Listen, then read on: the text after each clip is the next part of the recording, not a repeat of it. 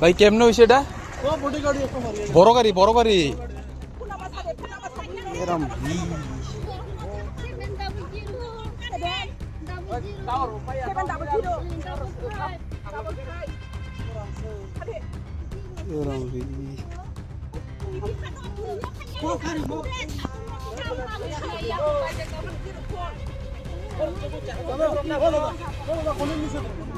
কোন নিচে দে তো কোন নিচে দে তো